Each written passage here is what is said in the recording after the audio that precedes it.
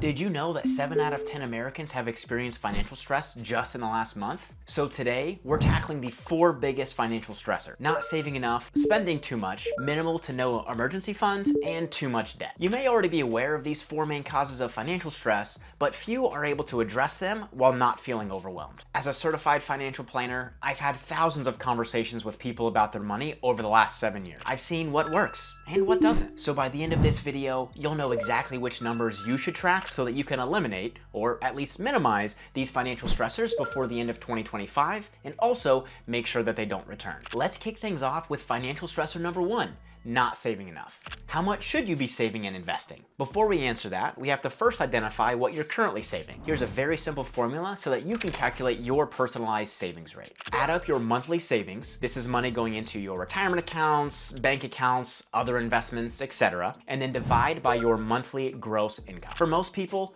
aiming for a savings rate above 15% is a pretty healthy goal, although things like your age, income, and where you live could all impact your personal savings rate needs. And if your savings rate isn't where you'd like it to be, don't panic.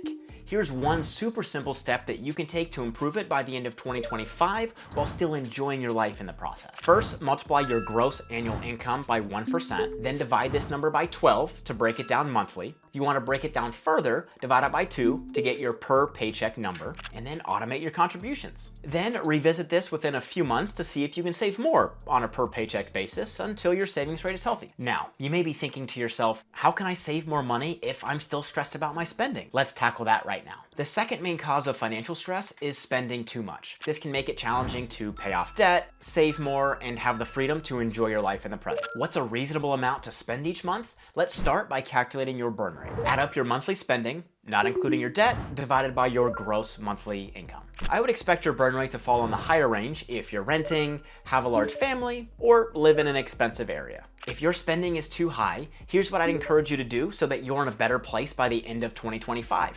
And no, it's not budgeting every single dollar.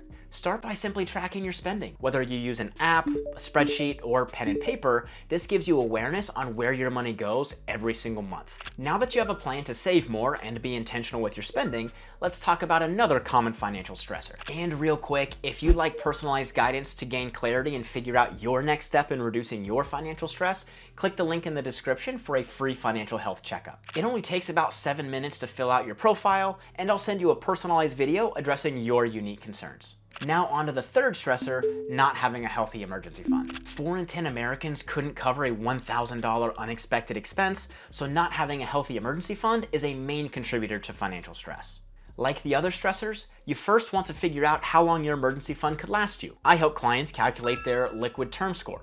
You simply add up all of your cash and your brokerage accounts and divide them by your annual spending. If your liquid term score is 0.5, that means you have half a year or 6 months saved up. When this number is 0.25 or less, it's likely a key source of your financial anxiety. If this is the case, here's what you can do to be in a better position by 2026. Start by getting at least $1,000 saved. I totally understand that this isn't enough for a full emergency fund, but it's a good starting place. You may even consider reducing a portion of your long-term savings and redirecting them towards your emergency fund. Just make sure that if you have a 401k, you're at least contributing up to the match. Oh, and don't forget these 2 quick things. Have a separate high-yield savings account for your emergency fund and also automate contributions to it.